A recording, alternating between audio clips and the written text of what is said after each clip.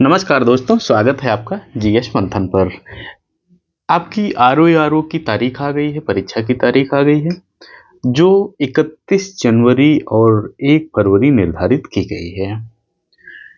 अब चूंकि अब तक जो हमने निबंध पढ़े थे वो हमारे थोड़े ज़्यादा शब्द सीमा में थे, क्योंकि हम उस समय आपको निबंध सिखा रहे थे। अब हमारी शब्द सीमा जो है 600 शब्द के आसपास रहेगी। इसमें हम पूरे उसी प्रारूप को पढ़ेंगे जो आपको परीक्षा में लिखना है। कुछ लोगों के जो सवाल रहते थे ना कि सर कैसे परीक्षा में जान पाएंगे कि कितना लिखें कितना ना लिखें, उसी पर हम इसमें बात करेंगे। क्लास को पूरा देखना है, जिससे कि आपका हमारे साथ में चीज़ें क्लियर होती चली जाएं, आपको बाद में समझना अलग से ना पड़े। देखो, निबंध आप कभी रट नहीं सकते हो, तो निबंध को तो आपको समझना ही पड़ेगा। टॉपिक है हमारा उत्तर प्रदेश में स्मार्ट सिटी मिशन की उपलब्धियां और सीमाएं। यानी देखो, यूपी आरओ है तो उत्तर प्रदेश के निबंधों को हमें खास करके देखना रहेगा। इसके अलावा हमने वैसे तो 150-200 निबंध आपको पढ़ाए हैं पूरे मिला के, तो आप उसको जरूर पढ़िएगा। उत्तर प्रदेश में स्मार्ट सिटी मिशन जो चला, उसके बारे में हमसे पूछा जा रहा है कि उसकी कहाँ तक उपलब्धि हुई। अब चूंकि देखो, आप समीक्षा अधिकारी बनने जा रहे हो, तो आपको ऐसे निबंध तो पढ़ने ही चाहिए।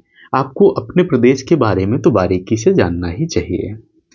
निबंध 3 भाग में लिखेंगे, प्रस्तावना यानी भूमिका, मुख्य भाग और निष्कर्ष जाएंगे। भूमिका में हम लगभग 100 शब्द में बात कर देंगे अपने टॉपिक की।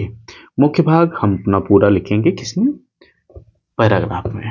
यहाँ हो सकता है हम कहीं आपको आवश्यकता के हिसाब से पॉइंट प्रयोग कर लें, या हो सकता है अपने हिसाब से हम हेडिंग प्रयोग कर लें, लेकिन परीक्षा में आपको नहीं करनी है। एक रूपरेखा पहले बना लेते हैं, बाकी निबंध समझाते रहेंगे। नियम जहाँ जो जैसा सही होगा वो समझा देंगे, बस आप बने रहिएगा। रूपरेखा हमें मदद करने वाली रहेगी हमारे निबंध की भूमिका बनाने में, एक प्रारूप देने में, एक संरचना बनाने में। जैसे सबसे पहले भूमिका की बात करेंगे तो स्मार्ट सिटी मिशन के बारे में लिख देंगे, उसके उद्देश्य को लिख देंगे, और उत्तर प्रदेश के संदर्भ में उसके उद्देश्य को हम विस्तारित करेंगे। मुख्य भाग में हम मिशन का परिचय देखेंगे, आरंभ देखेंगे, कब आरंभ हुआ था, लक्ष्य क्या था, चयनित शहर कौन से थे, फिर हम देखेंगे उपलब्धियां कितनी मिली हैं, और संरचना के क्षेत्र में तकनीकी सुधार, स्वच्छता, यातायात, इन पे बात करेंगे। आर्थिक और सामाजिक प्रभावों को भी हम देखेंगे कि क्या उससे आर्थिक प्रभाव पड़े हैं, क्या सामाजिक प्रभाव पड़े हैं, क्या स्मार्ट सिटी बन गए हैं। जैसे आपने देखो, एक चीज मैं आपको और बता दूं, जब आप निबंध पढ़ें तो आप यह लिखें, तो आपका स्तर हमेशा एक अधिकारी स्तर का होना चाहिए। आपका स्तर कांग्रेसी वाला, भाजपाई वाला, लोकल वाला, ये वाला ऐसा नहीं होना चाहिए।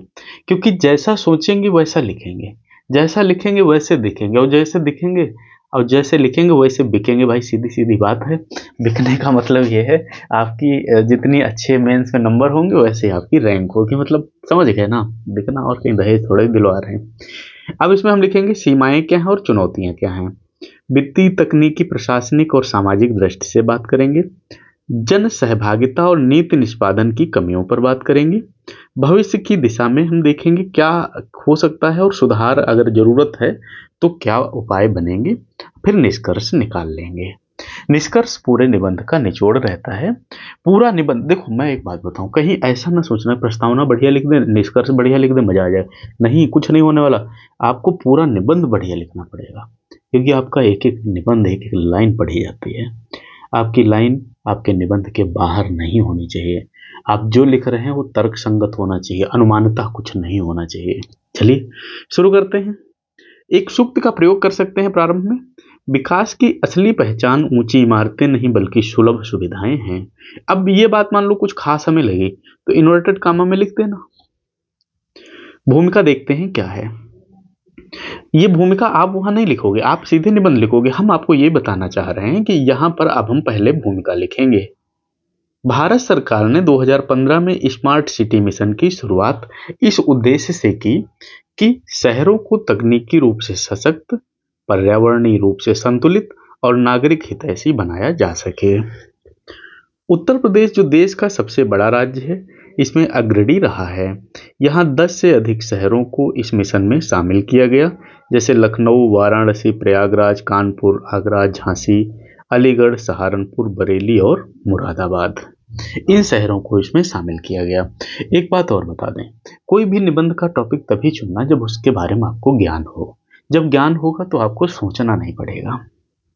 ज्ञान कैसे आएगा? जितने हम निबंध पढ़ा ये सारे पढ़ लो, बहुत ज्ञान हो जाएगा। मिशन का परिचय देखते हैं। स्मार्ट सिटी मिशन का मूल उद्देश्य क्या था? जैसे नगरीय अवसंरचना का आधुनिकीकरण, स्वच्छता, यातायात और ऊर्जा दक्षता में सुधार लाना, डिजिटल प्रशासन को बढ़ावा देना।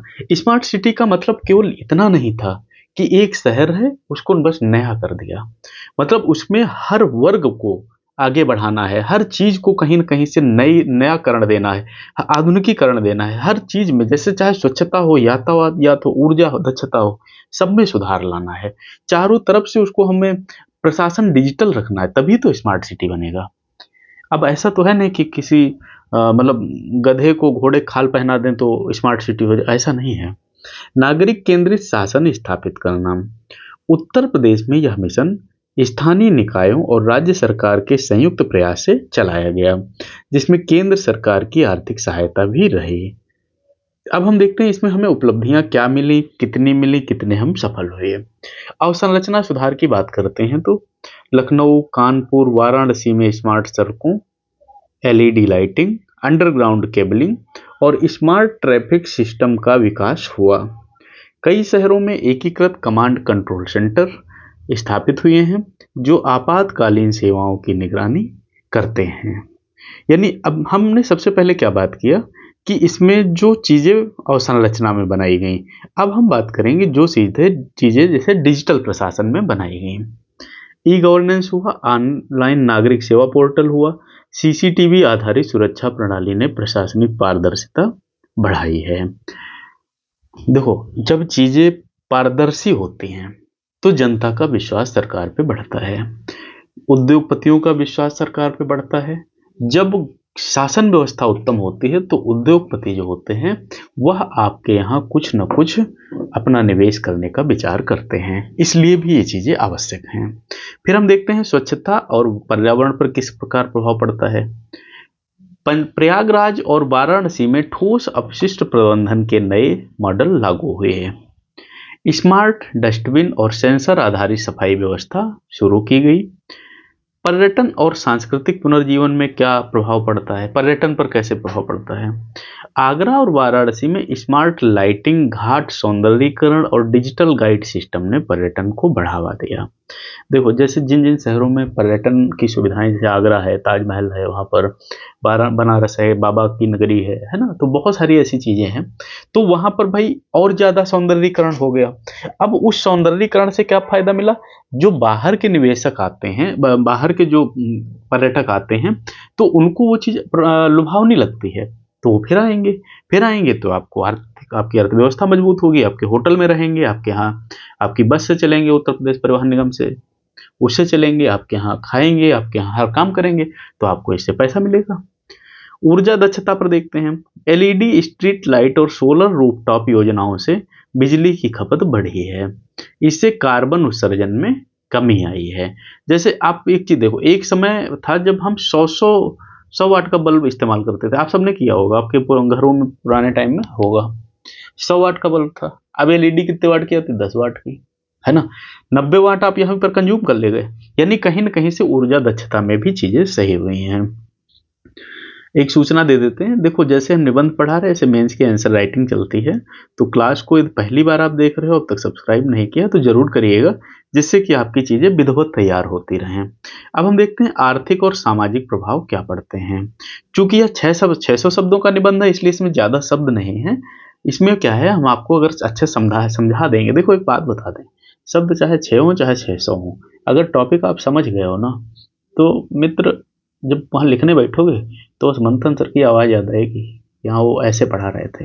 यही मैं चाहता हूँ, रटना नहीं है। 200 कहाँ तक रटोगे? 200, 250, 500, 800 कहाँ तक रटोगे यार?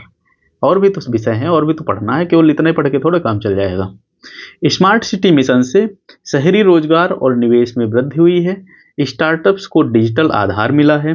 साथ ही नागरिकों की जीवन गुणवत्ता में कुछ सुधार आया है, जैसे यातायात नियंत्रण, साफ सफाई और जल आपूर्ति। अब हम देखते हैं सीमाएं क्या हैं, चुनौतियां क्या हैं। वित्तीय बाधाएं, कई परियोजनाएं धन अभाव के कारण अधूरी रहीं। नगर निकायों की राजस्व क्षमता सीमित रहती है। देखो, जैसे वित्तीय बाधा आती है, भाई आपकी योजनाएं अच्छी अच्छी हैं, मान लेते हैं, लेकिन आपके पास पैसा नहीं है, तो आप उन योजनाओं को लागू थोड़े कर सकते हैं। तकनीकी असमानता मतलब छोटे शहरों में तकनीकी संसाधनों और विशेषज्ञ कर्मियों की कमी रही है। प्रशासनिक विलंब मतलब ठेकेदारी प्रक्रियाओं, मजूरियों और निगरानी में देरी ने कार्यक्षमता घटाई है। कई बार ठेका ही नहीं दे पाते हैं, इनको ठेका दें, उनको ठेका दें, भैया को दे दें, भतीजे को दे दें, यही चला करता है। सहभागिता की कमी मतलब नागरिकों की भागीदारी न्यून रही, जिसने कई परियोजनाएं स्थानीय जरूरतों से असंगत रही हैं। अब हम देखते हैं समान विकास का अभाव कैसे रहता है। मिशन के लाभ सीमित क्षेत्रों में केंद्रित रहे। बाहरी मोहल्ले और गरीब बस्तियां अब भी पीछे हैं। भविष्य की दिशा में क्या सुधार हुए हैं? भविष्य में सफलता के लिए आवश्यक है कि स्मार्ट सिटी मिशन को केवल तकनीकी योजना न समझा जाए, बल्कि मानव केंद्रित शहरी विकास के रूप में देखा जाए। स्थानीय निकायों को आर्थिक रूप से सशक्त बनाया जाए, नागरिक सहभागिता और निगरानी बढ़ाई जाए, पर्यावरणीय और सामाजिक संतुलन पर ध्यान दिया जाए तथा तकनीकी नवाचार को शिक्षा और रोजगार से जोड़ा जाए। अब हम निष्कर्ष पर आएंगे। निष्कर्ष हमारे पूरे निबंध का ही निचोड़ रहता है। उत्तर प्रदेश में स्मार्ट सिटी मिशन ने आधुनिक शहरी शासन की दिशा में नई शुरुआत की है। यद्यपि उपलब्धियां प्रेरक हैं, पर सीमाएं भी गंभीर हैं। यह मिशन तभी सफलता पाएगा जब तकनीक के साथ संवेदनशीलता भी जुड़ेगी। स्मार्ट शहर वह नहीं जहां मशीनें बोलें, बल्कि वह जहां नागरिक मुस्कुराए। या आप ऐसे लिख सकते हैं। आपका निबंध पूरा होता है, 2-3 बार प्रैक्टिस करिए। अच्छा लगा है तो लाइक करिए, नहीं अच्छा लगा है तो भी पढ़िए। आरओ निकालना है, इतना मान के चलो, बेइज्जती मत कराना हमारी। चलिए, ये क्लास यहीं खत्म होती है। मेरी बात का देखो बुरा मत मानना, मेरा प्रयास ये रहता है मैं आपको चीज़ों को आपके दिमाग तक पहुंचा पाऊँ। ये क्लास यही खत्म होती है, मिलते हैं अगली क्लास में, तब तक के लिए धन्यवाद।